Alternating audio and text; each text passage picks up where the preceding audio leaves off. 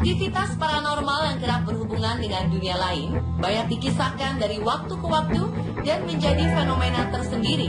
Banyak diantaranya menjadi legenda urban atau sebuah kisah yang tak terpecahkan dan menjadi sebuah misteri.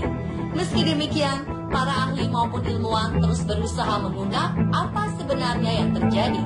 Beberapa kisah merupakan laporan yang dimuat media di masa lalu yang belum terpecahkan hingga kini. Berikut, On The Spot merangkumnya dalam 7 fenomena paranormal yang menjadi misteri.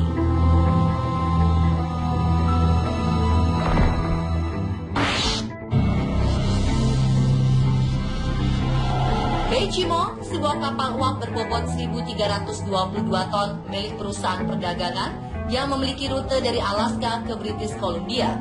Kapal ini biasa mengangkut barang dan penumpang. Tanggal 1 Oktober 1931, kapal tersebut kembali menuju Vancouver. Sungguh naas, di tengah perjalanan, Beijimo terjebak musim dingin yang tiba sangat cepat, sehingga terjebak di lautan yang membeku. Kapten dan kru tak berdaya selain menunggu pertolongan. Tanggal 15 Oktober, pihak perusahaan mengirim bantuan pesawat penyelamat. Namun di penerbangan awal hanya bisa mengangkut 22 orang saja. Terpaksa kapten dan 14 kru lainnya membangun tempat perlindungan di atas es. Cuaca sangat buruk, badai kerap terjadi. Mereka harus menunggu berminggu-minggu di atas es yang membeku. Pada tanggal 25 November, setelah badai berlalu, kapten dan para kru terkejut melihat kapal mereka, Beijimo, lenyap begitu saja. Beberapa hari kemudian, seorang pemburu anjing laut mengaku melihat sebuah kapal uap besar mengapung di laut lepas. Jaraknya 71 km dari tempat semula. Dan selama bertahun-tahun, berbagai laporan penampakan Beijimo terus terjadi hingga terakhir kalinya terlihat di tahun 1969 dan nasib si kapal hantu ini sekarang tetap jadi misteri.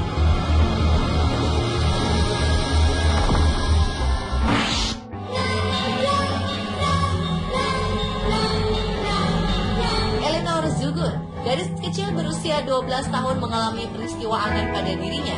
Kejadiannya berawal saat ia menginap di rumah neneknya di Rumania. Suatu hari, tiba-tiba pin dan jarum terbang melintasi ruangan dan menusuk kulit Eleanor. Benda-benda di sekelilingnya berserakan. Piring-piring pecah, sebuah bejana air besar melayang ke udara, lalu jatuh dan pecah berkeping-keping hanya beberapa meter dari Eleanor. Neneknya percaya Eleanor dirasuki oleh roh jahat. Beberapa bulan kemudian, Eleanor dikirim ke orang biara untuk upacara pengusiran setan, namun tidak berhasil. Para imam akhirnya mengirim Eleanor ke rumah sakit jiwa. Surat kabar pun memuat kisahnya.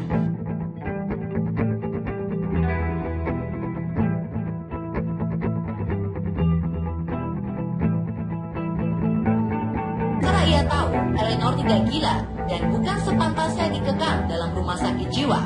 Anehnya, serangan pada Eleanor semakin meningkat.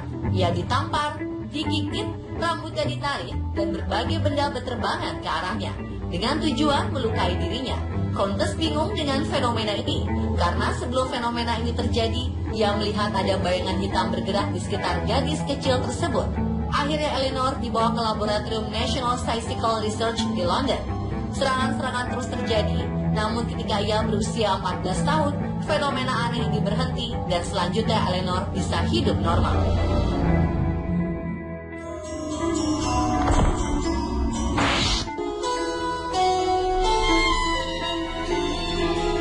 Sebelum Halloween 1939, warga Provincetown, Massachusetts dikejutkan oleh penampilan makhluk misterius.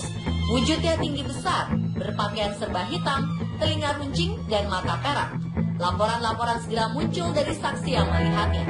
Anehnya, saat satu saksi melaporkan dari sebuah tempat, semenit kemudian laporan bermunculan dari berbagai lokasi berbeda di seluruh kota. Kota kecil ini jadi heboh. Anak-anak menolak untuk melakukan aksi trick or treat di saat Halloween. Pengejaran oleh aparat pun dilakukan, walau nyatanya tak berhasil, karena makhluk ini bisa menghindar dengan lincah dan punya kecepatan yang ekstrim. Setelah beberapa lama melakukan pengejaran, seorang kepala polisi, Anthony Travers, mengklaim ia tahu identitas makhluk ini, tetapi menolak menyebutkan namanya. Setelah itu tak ada lagi laporan penampakannya, hingga saat Travers meninggal, identitas rahasia makhluk ini ikut terkubur dan tetap menjadi misteri.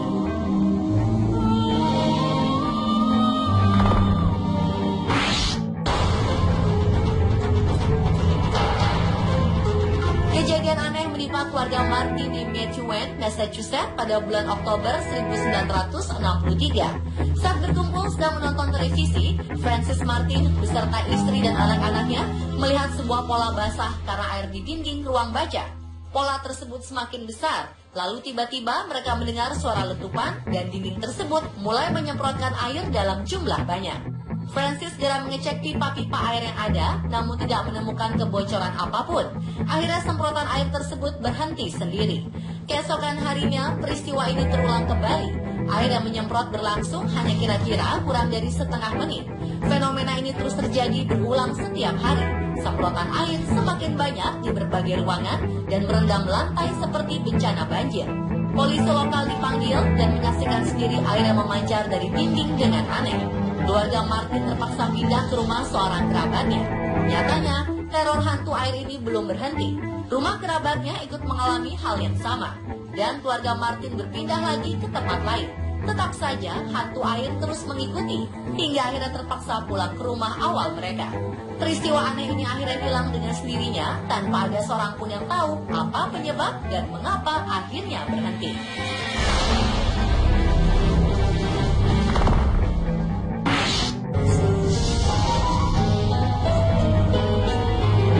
Di bulan Juni 1942, warga Pascagoula, Mississippi dikejutkan oleh teror menakutkan, yakni sosok misterius pemotong rambut yang dijuluki Phantom Barber karena beroperasi tengah malam seperti hantu. Korban pertamanya adalah dua gadis muda di biara, lalu seorang anak perempuan berusia 6 tahun, dan terus berlanjut jadi teror mengerikan di Pascagoula. Segala cara sudah dicoba untuk mengungkap kasus ini, namun pihak kepolisian kebingungan, sehingga hadiah $300 Amerika atau setara 3,9 juta rupiah ditawarkan bagi yang bisa memberi informasi. Sebuah peristiwa yang terjadi di rumah pasangan Terrell Heidelberg dikaitkan dengan tertangkapnya Phantom Barber. Suatu malam, rumah keluarga ini dimasuki seseorang lewat jendela yang menyergap pasangan suami istri Terrell. Sang istri dibuat tak sadarkan diri, sementara sang suami dipukuli secara brutal. Untunglah keduanya selamat. 2 bulan kemudian, polisi menangkap William A. Dolan, seorang ahli kimia, sebagai tersangka utama. Kediaman Dolan digeledah dan polisi menemukan beberapa helai rambut, sehingga seolah-olah kasus si hantu rambut ini tuntas. Nyatanya Dolan terus menyangkal tuduhan tersebut, tetapi ia tidak bisa lepas dari dakwaan yang menyerang pasangan Terrell. Selain itu, tindakan Phantom Barber sangat susah dijerat secara hukum, karena sang hantu tidak pernah menyentuh atau membuat kekerasan selain memotong rambut mereka. Kasus ini pun berakhir begitu saja secara misterius.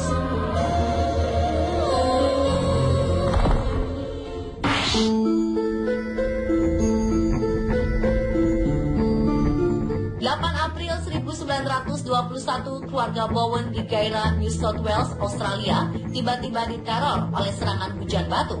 Polisi setempat dihubungi untuk menyelidiki peristiwa ini.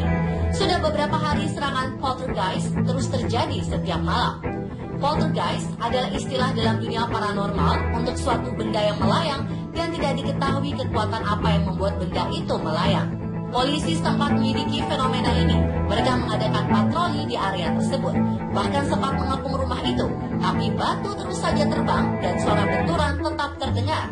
Sebuah tim detektif yang berasal dari Sydney dan membentuk barisan ganda di sekitar rumah Bowen dan bersama-sama mencari tahu apa yang sebenarnya terjadi, tapi hal ini tetap tidak membuahkan hasil.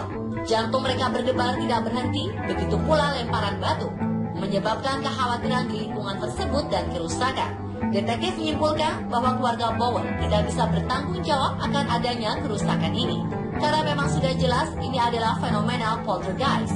Kasus ini menghilang begitu saja tanpa ada yang bisa mengungkap. Karena Minnie Bowen setelah menikah tidak pernah menceritakan apa yang sesungguhnya terjadi dan bagaimana fenomena ini muncul.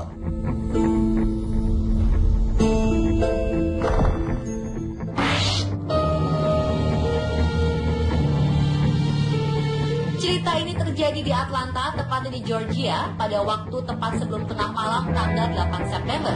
Seorang wanita lansia bernama Minnie Winston menemukan ada sesuatu yang tampak seperti darah yang berceceran di lantai kamar mandi rumah mereka. Maka ia pun segera memanggil sang suami William. Selanjutnya pasangan itu mencari di mana sumber bercak-bercak merah yang ada di rumahnya tersebut. Ia pun mulai mencari letak bercak-bercak merah. Cairan itu terlihat seperti darah di dinding kamar mandi mereka. Bercak-bercak itu pun ada di bagian rumah lainnya, seperti dapur, ruang tamu, kamar tidur, dan basement. Bahkan bercak darah juga ditemukan di karpet dan di bawah televisi. Tidak ada hal seperti ini yang pernah terjadi di dalam rumah sewaan mereka sebelumnya. Dan hal ini membuat pasangan itu sangat panik dan khawatir. Mereka pun tidak memiliki hewan peliharaan dan hanya tinggal berdua di dalam rumah itu. Hal ini benar-benar tidak dapat dijelaskan dengan akal. Darah pun terus keluar dari celah-celah lantai dan dinding. Minnie dan William pun bergegas menelpon polisi. Pada awalnya saat mereka melapor, kekhawatiran mereka tidak dianggap serius oleh polisi. Akhirnya William menceritakan setiap kejadian di rumah, ia dan istrinya bersikeras jika darah tersebut bukan milik salah satu dari mereka. Pada saat penyidikan, sampel darah itu diambil dan saat melihat hasil dari laboratorium menunjukkan jika cairan itu adalah darah manusia jenis golongan O, sedangkan golongan darah William dan Minnie adalah A. Setelah detektif mengesampingkan bukti yang ada, pihak polisi kesulitan untuk melanjutkan penyidikan dan menjelaskan fenomena apa yang terjadi di rumah itu. Sebuah misteri rumah berdarah, apakah kasus tersebut tipuan atau bukti aktivitas dari paranormal? Polisi sudah tidak dapat menemukan bukti lagi apa yang telah terjadi di rumah itu.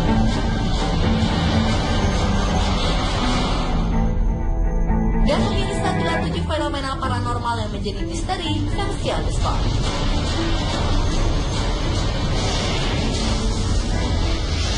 Easy.